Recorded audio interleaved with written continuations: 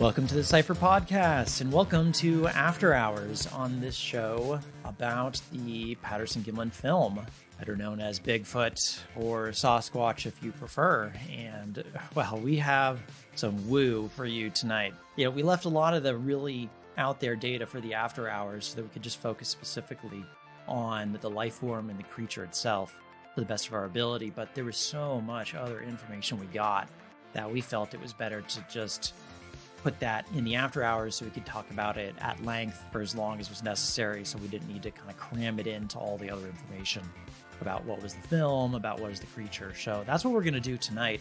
And David, I think we're going to start with this portal that we both found in our session work, but why don't you start there and tell me what you got? Sure. So this was the very first thing that showed up in my session before the life form was the portal. And it completely confused me. I didn't know what I was looking at. It didn't have a smell or a taste or a sound. And it was kind of open and pulling downwards. But it was like this round thing, and it was there, but there was nothing about it that was different from its surroundings. I said, this isn't a place I could be. Twisted or unfamiliar dimensionality. AOL, psychedelic. Because it kind of was like that. I think in psychedelic experiences, people are perceiving in a way that is really unusual and messed up. And I mean, who knows what you're perceiving in those states, but the way that people struggle to put it into words, the experience, because it doesn't fit, there's no metaphor. It wasn't like going down a tunnel. It was like, what the hell is this? So, my portal, it had something like an inner motion, like a turning of the wheels or an entropic process with order and change. And then I got a kind of singularity thing and I got super confused. I mean, I didn't get a headache, but it's that kind of, you just can't put this into words, and I don't think I did a great job of it. But I said it's a significant point, like a coordinate. I had an AOL of gateway, singularity, and black hole. The point has no volume. It's a location, but it's also something like a manifestation of something else. And then there's some stuff about time, which again, I even wrote, WTF does that mean after this? I said, so it's not only a point in time, it's like a point of time. And I promise you, I wasn't smoking anything when I did this, but it's time as a quantity.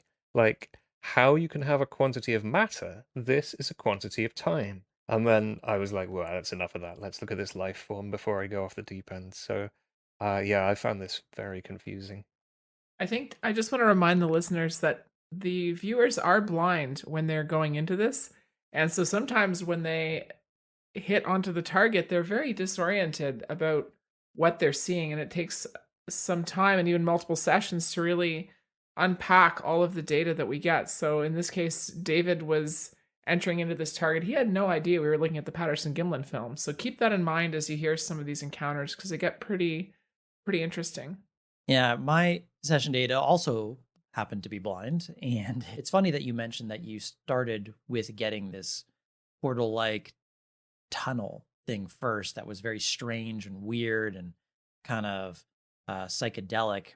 That's actually exactly what I got first as well. I'd never actually used the word portal. I described it more as like a tube with which something was being dropped or lowered down through that was allowing something to come into a space from somewhere else. I drew a tube, I drew a circle with a kind of vanishing, swirly, spirally thing behind it, and I said, oh, it looks like an eyeball with the optic nerve dangling off. It's that sort of shape.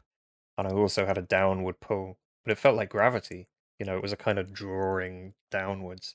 That is exactly what I drew. It's exactly what I got as well. Is it was like a sensation of a downward letting something down into another space. Now the tube itself seemed to be a bit windy, well, not necessarily a straight line, but the visualization that I perceived was, and I'm going to use popular uh, culture references to help several times now to help understand and paint a picture for what this data is describing. I think it's important to know that that's not exactly what I'm saying this stuff is. I'm using this as an analogy to help you picture it in your own mind. But the analogy of this tube which something was coming through from somewhere else, it looked like there were all of these connectors along one side of the tube to the next and one side to the tube to the next. And they were moving and twisting. And there was a tremendous amount of complexity inside this tube.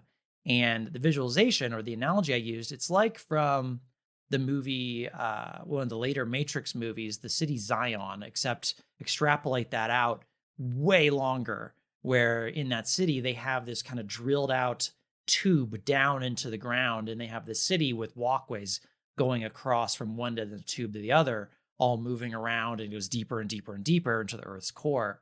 And I'm not saying that that's what my data is describing it is, but visually, that's what it seemed to me, is that there's this massive tunnel, and through this very strange massive tunnel, it allows something to move through it to get to here. And I described it similar to what you said, David. I called it a hidden infrastructure. It's a tunnel in space, and it's a place between things.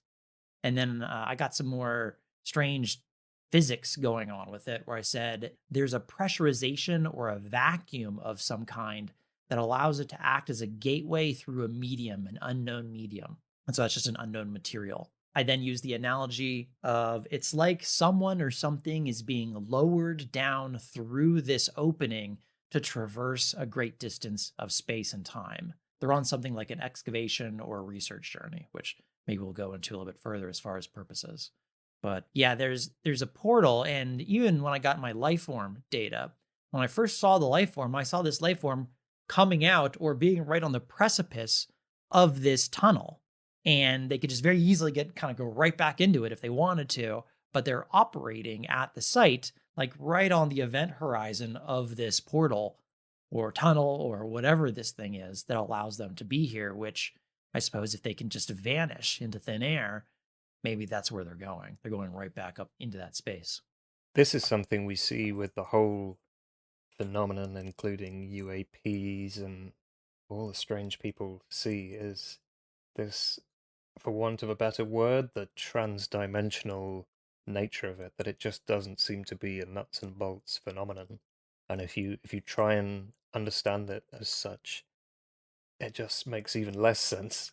And not that it really makes sense when you do say it's transdimensional, but this is common across so many different weird experiences. Things just disappear. You were talking about that last week, Brett. Yeah, so it's interesting that coincides with just so many of these experiencer encounters that they report, especially, I guess we're talking about Bigfoot or Sasquatch in this case, but even with UFOs or UAPs, these phenomena just seem to appear and disappear. They're physical. Many, if not all of the encounters have a physical aspect to them, where there's evidence left behind of the presence of this creature. However, it also disappears out of thin air. So how do you reconcile these two things? And most people take one of two paths. They either get into interdimensional, spiritual, religious sort of explanation, or they go back to sort of the hard-nosed science. No, I need to go find a physical creature in the woods that I can. Some of them even want to go shoot them and pull out a body and say, show me the body. Those people are just befuddled when they start hearing these other stories, and they basically ignore them. They say, this can't be true because I want to believe that it's a physical creature I can go and capture, or I can go and take photos of and prove to the world that it's a physical thing. And I think that just speaks to people's comfort level in dealing with woo in general, but also just not wanting to have their worldview shattered. Well, it has to do with their reality box. It's the lens that they're using to understand the world around them, and they're using what they know. That's all we ever really do. And so even when I'm trying to describe this in my remote viewing work, I'm using language and analogies of things I have experience with. It doesn't mean that's exactly what this is. It's probably a far cry from it when I'm trying to describe this portal of some kind. And I'll be going into some of this a little bit later too. But I mentioned in the main show that I had run this particular film about a decade ago and had the exact same kind of data. In that session work, the very first thing I described also was I described it as a tunnel with which something or someone was being projected through this tunnel, and it's acting like a window for them. It's like they're able to observe a distant space or time from where they are and operate in that space with doing so with interest and fascination. So it's like they're using this as a window to project themselves here for the time being, but the moment they decide to stop doing that, they no longer are here. And so it's a physics and a type of technology that is far outside my own language that I only can just describe in metaphor and analogy. So this is like having an avatar in an online game, right? When you're not playing the game, it's not there, and you log in, and it just goes bloop and appears, and you can wander around and abduct some people, maybe have lunch, and then evaporate when you're done playing, right? So when I ran this session originally 10 years ago, I didn't get this in the original work, but the person who tasked me said they had seen what I had sketched, the way that this life form really looks like, the description of it, in which I'll go into later here, that this same thing, this same type of creature and technology and the portal and all this stuff, is that this is what showed up when you remote view cattle mutilations. When I remote viewed it this time, when I was drawing the thing, I got the impression, I got the overlay that this might be associated with cattle mutilations as well. So yeah, there's definitely an element of overlap that occurs in not just Bigfoot, obviously, but with respect to UAPs and UFOs. A lot of these phenomenon co-occur. They occur at the same time. And I understand where the skeptics are coming from when they say, okay, come on, not only did you see this Bigfoot, but you also saw a UFO. I mean, one would have been hard enough to believe, but now you got the other thing. And in the minds of many skeptics, that lowers the credibility of the experiencers. But if you look at it through the lens of understanding that these phenomena might be interconnected, it starts to make a lot more sense. Well, it's funny you talk about UFOs because I think that's probably the next topic we should go into about our remote viewing work. I referred to another object being present at the site where this film was recorded. And obviously, we can't see it in the feedback material, so this is an unfeedbackable thing. But I described it as a triangular shell that was hovering and darting around in the air in an aerial fashion at the location. And visually, it had a very strange exterior. The exterior almost looked like a black rock, like meteorite, but made in a triangular form that was very dark colored. And then it also had little openings in it where it could drop down these appendages and interact. They almost looked like little arms, like mechanical looking arms. I'm not sure if they were mechanical or energetic. I really don't know. But they came down through these openings and they could interact with things in the space if it so desired or needed. I had the analogy, there's something like a tic-tac UFO at the site. It's kinetic and darting. It has a type of propulsion system associated with it. If you were to see it and know where to look, it would have a visual warble effect, almost like a shimmer, so that it was affecting the space around it.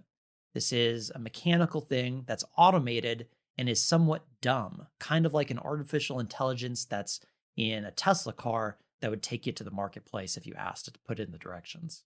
So what was this thing doing during this film?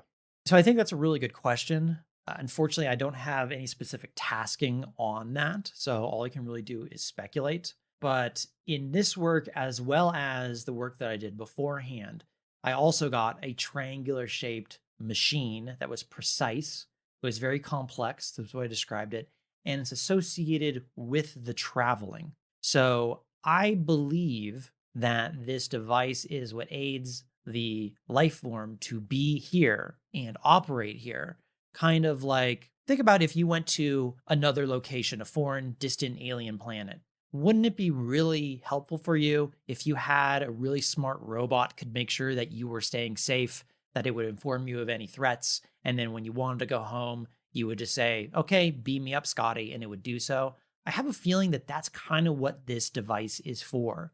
It's a device that zips around in local space. It's taking in information all the time to make sure that if anything were to come harm or cause a problem, it would be able to respond and react to it. But it also has a joint purpose, which is to facilitate the actual travel of this thing to and from in the portal and through the gateway as well. So it's kind of there as an autonomous thing, Brett, that reminds me of this movie Interstellar, where they have this AI robot assistant that's sort of there to help the crew on their mission and kind of just have surveillance and situational awareness, except this would be more of like, it sounds like an aerial drone format of this AI thing that's just there to help the crew navigate the mission successfully.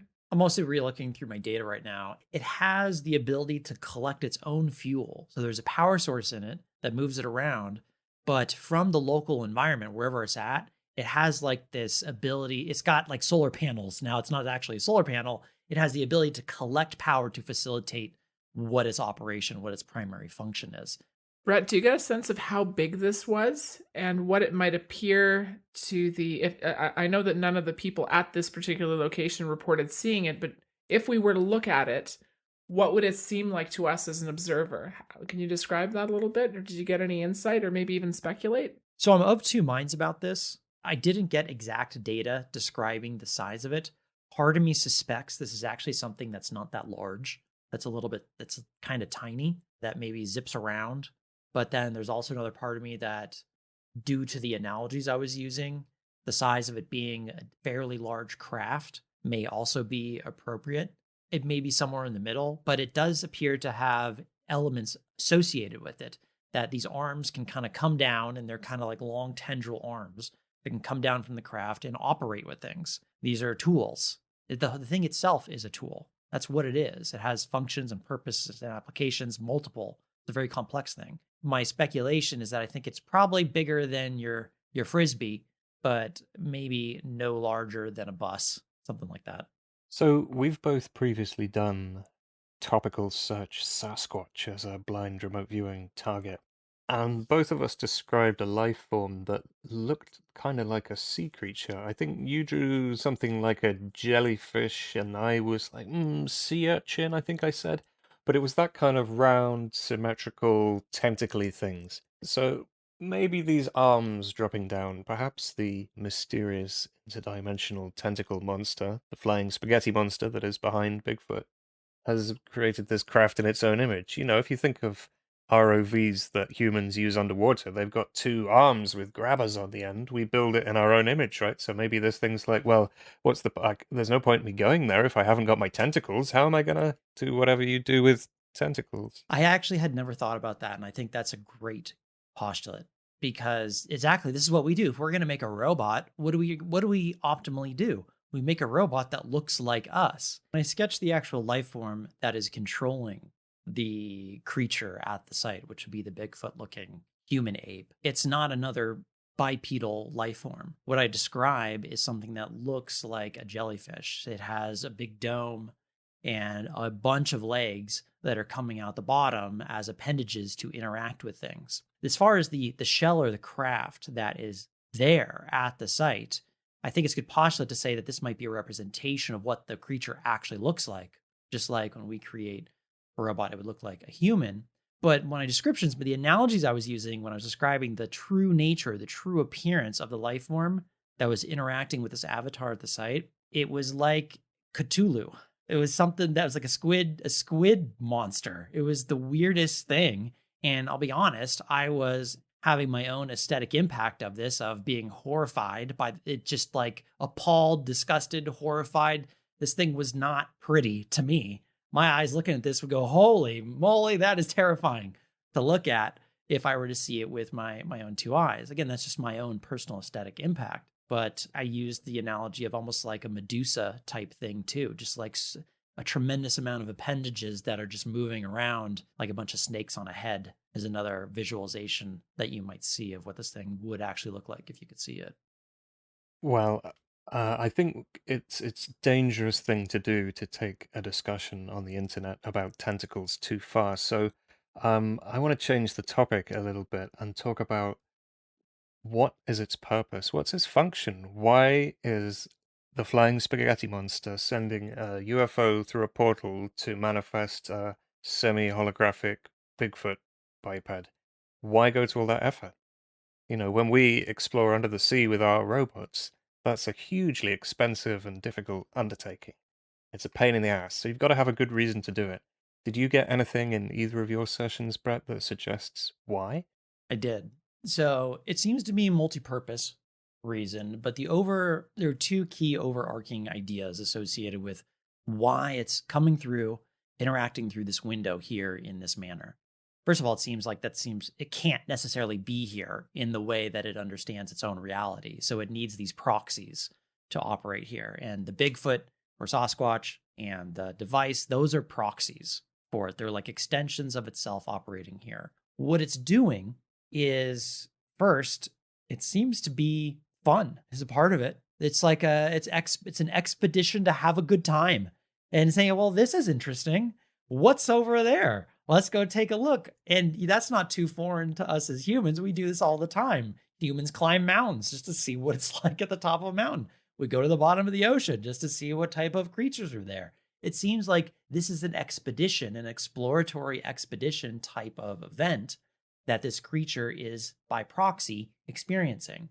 And it's for entertainment and potentially even relaxation, where it's a fun thing, a vacation or a retreat for this thing to come do. And that was the first idea. The second idea, and this didn't show up in my most recent session, but it did show up in my original one 10 years ago, is there's a dual purpose for this expedition fun. The other purpose is there appears to be, where it currently is located, it's not the best location. Wherever this is, it's kind of a very tumultuous or unpleasant environment. Part of the expedition is looking for other habitats that it might be able to cohabitate in and replace where it exists right now. So maybe there's a way that it can come itself through the window, but this is more of like an exploratory, let's go seek out new places that maybe are better than where we are right now, so we can go live there instead. I, for one, hope they don't choose us. Well, I think I'm not sure we have a say in the matter, considering the technology they seem to have at their disposal. They're going to choose what's right for them, and I don't know if that's here. Can you imagine how cross the Richard Dawkins Club would be if the flying spaghetti monster really turned? It'd be like desk flip. It really would be. They're like, we're gonna take over. Canada's ours. Sorry, Canadians. We're gonna take the North, since I know that's where the Bigfoot often are seen. So tying this back to the experiencer encounters, it's interesting. So many experiencers, first of all, they report seeing these creatures that could just shred them to bits. And so people get very scared because they all of a sudden see this thing that could just destroy me. But it turns out that these creatures, if you leave them alone, in the vast majority of cases, I won't speak for all the cases, but in the vast majority of the cases, it seems like they leave people alone. And the trauma comes actually from the people just having their worldview shattered by seeing something that they think shouldn't exist. And in cases where there is some sort of an encounter, again, that this creature could just, if it was a physical flesh and blood creature like any other animal in the forest, like a giant bear or something, it would just rip them apart. But it doesn't do that. It refrains from actually hurting humans for the most part, and more or less tries to get them out of the area if there is an encounter. So if the humans are coming at them with a gun or something, there's a scaring effect that happens after the situation gets escalated, but it seems to always have this purpose of, get out of here, you're ruining my vacation. Sort of, to anthropomorphize these creatures. It's like they just want to be left alone in the woods to do their relaxing and exploring or whatever they're up to. In my earlier session, the Sasquatch topical search, I didn't get exactly why, but I did say that it was a kind of biological need, the reason why. And I said maybe it's feeding or reproduction or something, but it felt like, like the moon makes the salmon spawn, and there are these kind of natural cycles where, and it may even have been an annual thing, but there was like a time when it's just conditions will be such that it will be like, right, I'm gonna come here and do my thing. I didn't get anything more detailed than that for the purpose or the why of them. I wasn't specifically looking for it, but that was the feeling. That, the moon is right, the planets align, and the seas are nice and warm or whatever, and here they come. Let's hope they're not here for reproduction.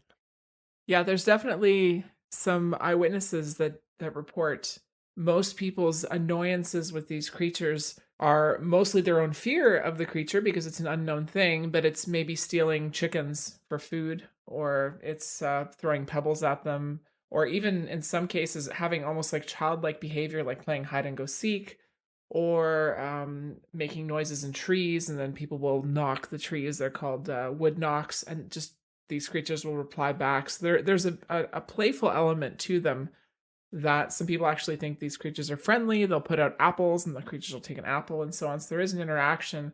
And most of the negative interactions do seem to be either provoked or as a result of the individual experiencing fear because of the unknown. I didn't know about the playful fun aspect. That's really cool. And it really ties in with my psychology data. There was some stuff which I didn't say in the public section because it's out of context. It would have been pretty crazy.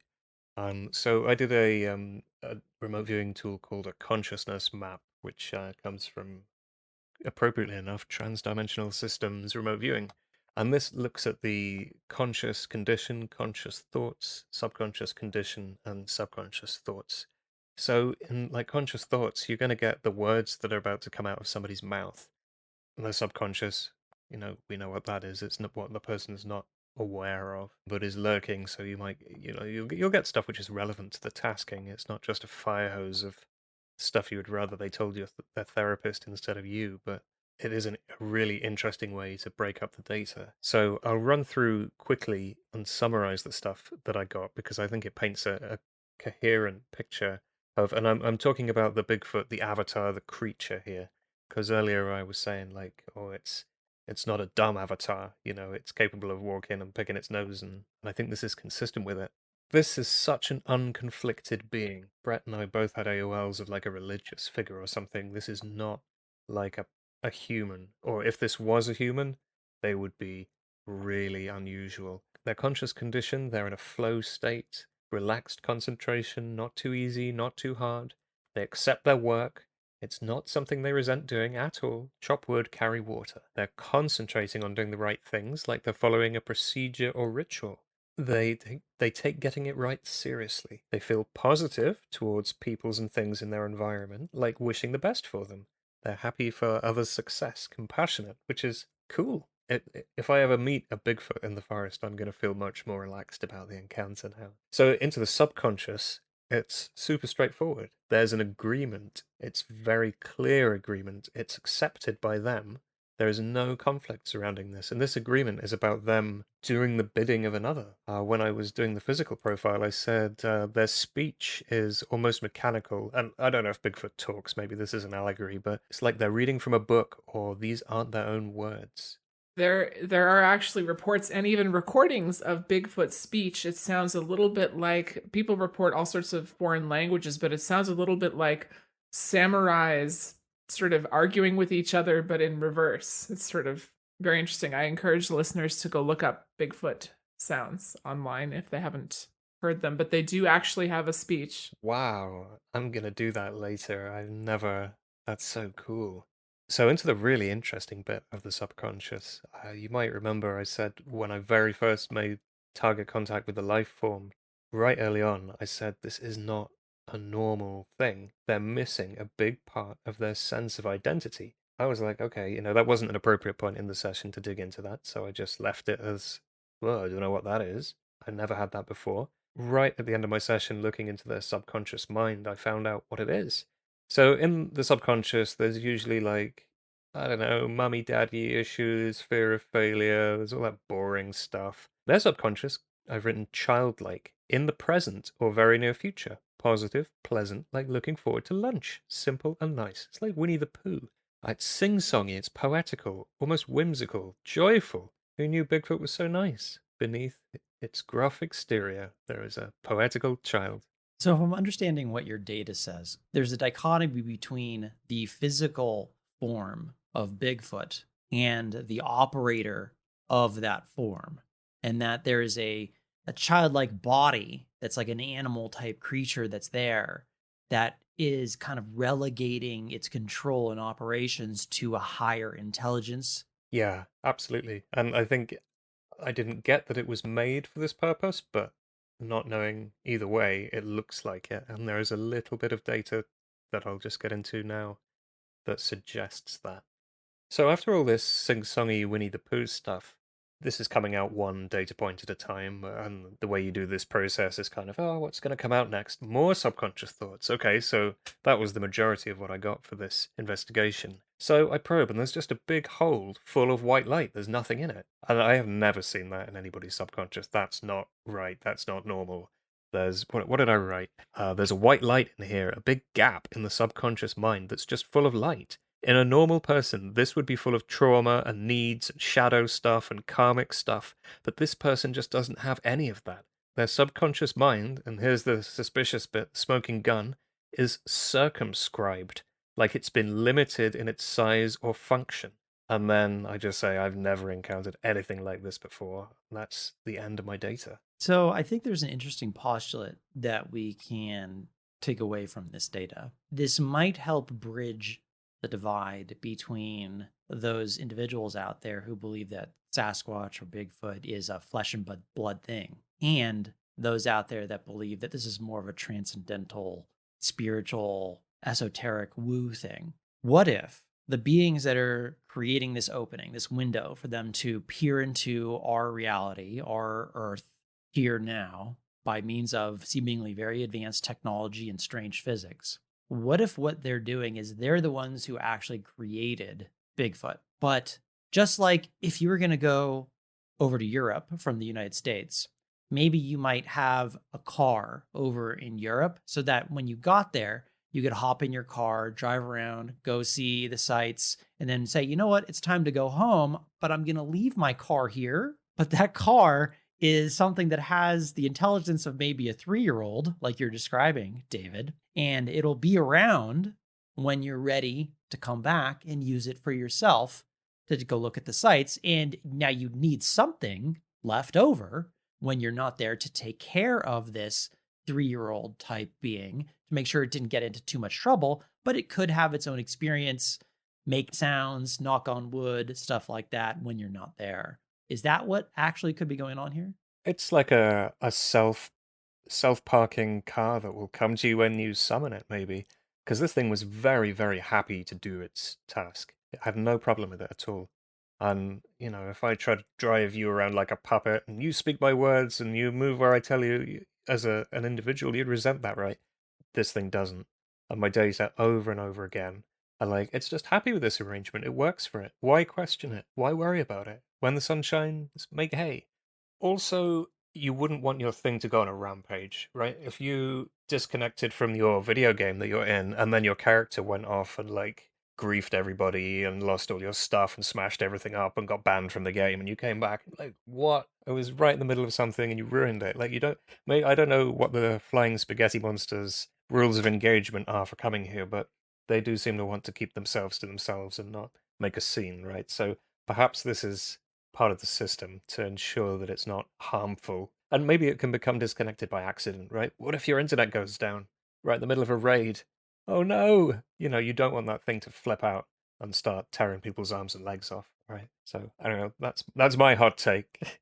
Yeah, if you're playing Minecraft and suddenly you got disconnected from the internet, you don't want your character to go around the world destroying all the things you built just because you can't log into the game anymore. That seems to fit. The model fits what the remote viewing data is describing.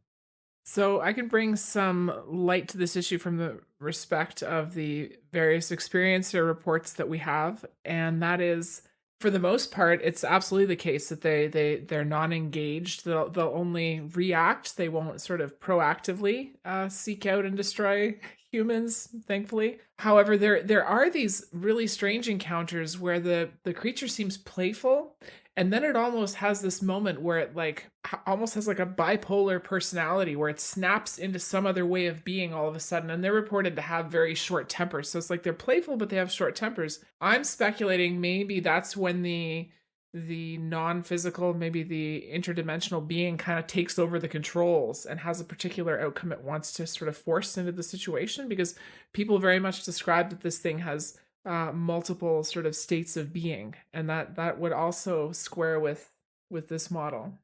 So with that said, I think David has an interesting connection that he would like to share with us. David, do you want to tell the listeners what you had to tell them about how this ties in with something to do with Nepal, I believe? Yeah, I mean, I think we've put this to bed and solved the mystery of Bigfoot once and for all, but it's just not as strange as we would like it to be, right? I think we can fit some more woo-woo in here. So, what I would like to describe is a monitored remote viewing session, which I think we did this last year, and the target was Banjakri, which is the forest shaman teacher from Nepal. And this is also a non-physical or mainly non-physical thing. This was a very freaky session. We had the viewer and most of the other people there were blind. So this was just done over a voice chat. So mostly it is me asking the questions. I was the tasker, so I wasn't blind, but I was trying not to say anything leading. Um, a few other people have chipped in their questions as well. And what was really freaky about this was that this thing was reading the minds of the other people there and answering their questions before they asked them, which is not normally what happens. So it was very freaky. So I said earlier, this thing is not all smiles and love hearts and rainbows and stuff. The stories about it are maybe apocryphal, but pretty sketchy. That it chooses a child to train and make into a shaman, and then if the child displeases it or has even the slightest physical imperfection, it will feed it to its wife or just kind of throw it out the cave and banish this poor kid. So, David, when you talk about Nepal, I can't help but mention that immediately what pops to mind is the legend of the Yeti or the abominable snowman. Can you perhaps tie what you just said into what most people would think of when they think of Nepal and mountains and Yetis and things like this? Is there any relationship to what you just described and this other phenomenon? Yes, there is. That the Banjakri is the Yeti. It's one of the shaman's gods. So if you want to talk to the Banjakri, you leave some alcoholic offering at the edge of the forest, and it will come to you in trance. So, people try to find the Yeti, and they don't, because you need to go into trance and use a spiritual modality to find the Yeti. So that's how you do it. Go leave some schnapps by the woods and sit in meditation. I would say this really freaked out the viewer on this project. He did not like this. I thought it was amazing. I thought it was so cool, but he was feeling very strange and a little bit freaked out by the experience of meeting this thing.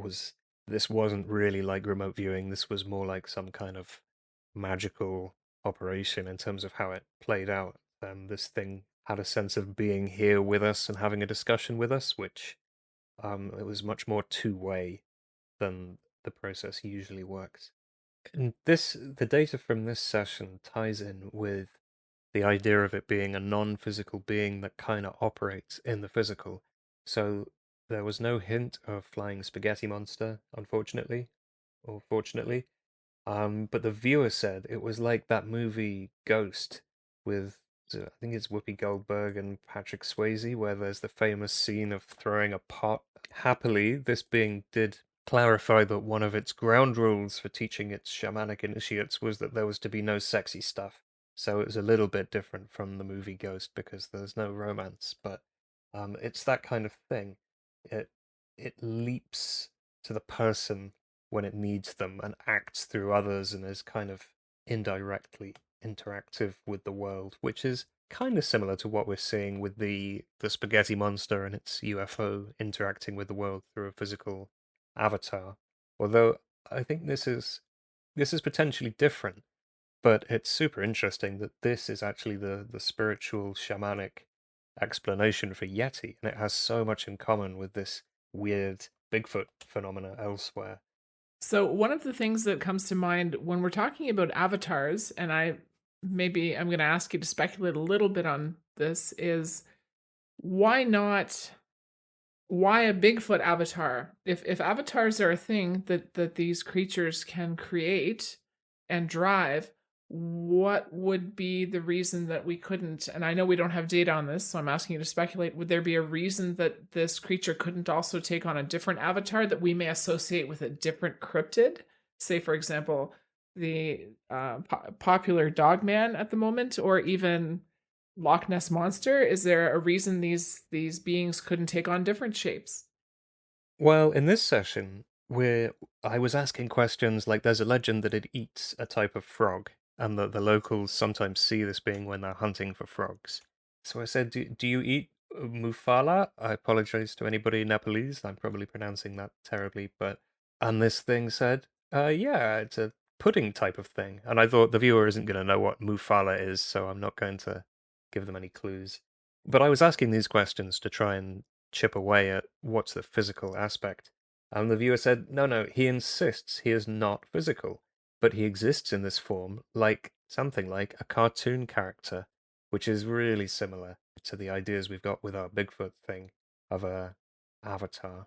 The more that I think about this, the more I believe that the actual uh, form of the creature of the avatar doesn't really matter, but it may be something to the extent of when in Rome, act like the Romans.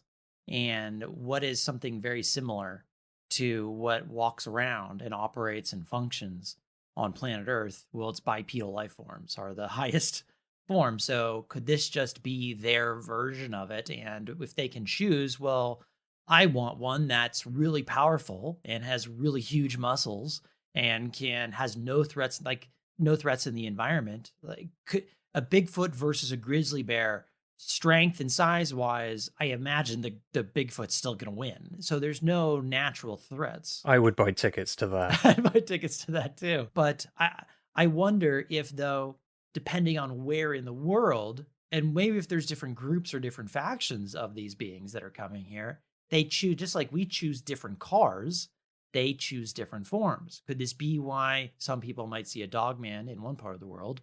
In another part of the world, this is why someone sees a white big Yeti. And in the North America, you see the traditional Bigfoot type thing as well. Someone's driving a Porsche, another person is driving a Lamborghini, and they both have the same effect, but they have their nuanced little differences based upon the interests and likes of the owners. And I don't see why it couldn't be something very similar to that. Interestingly enough, Brett, there are reports of the white Bigfoot being seen in North America as far south as Alabama.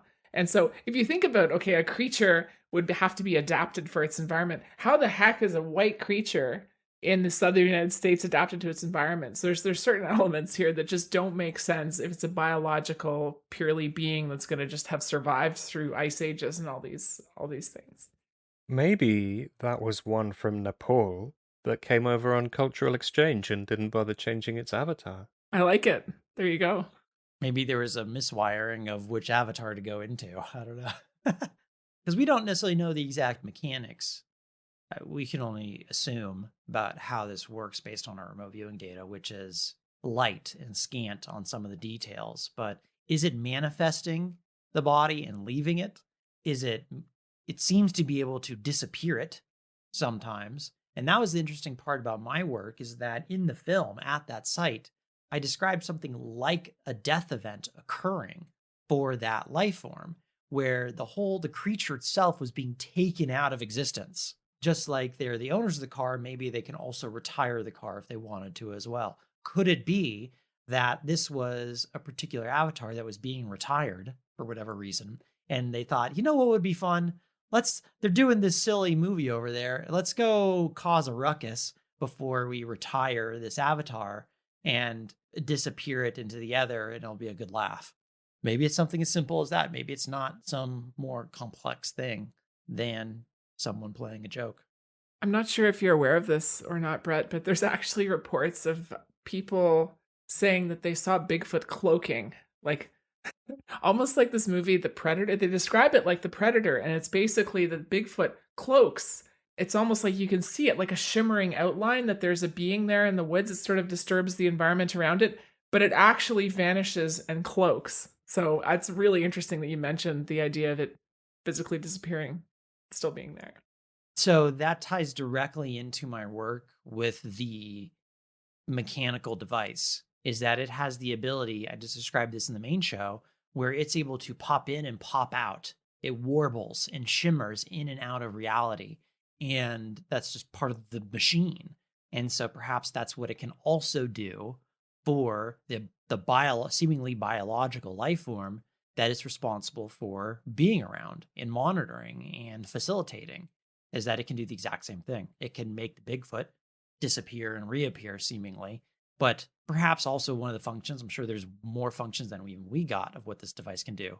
Maybe it can also even retire the avatar as well. I think that's what I was getting at the end of my session was this was a death event.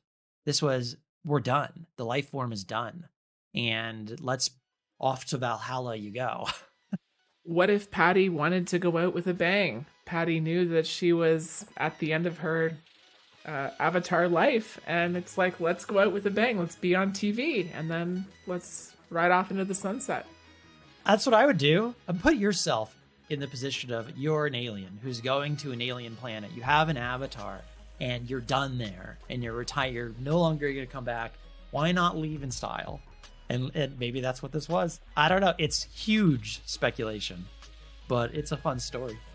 All right. So with that, I think we'll put a cap on the extrapolations and speculations. I think this has been a fun discussion. Thank you, Emily. Thank you, David. Thank you, Emily, for this task. It was a really fun one to do from a remote viewing perspective. So I'm sure we'll have more interesting tasks to come in our After Hours show. And thank you, the listener, for joining us on this adventure. We couldn't do this without you as well. Thank you for joining us. So see us, same bat time, same bat place on the next show next week. Take care, everybody.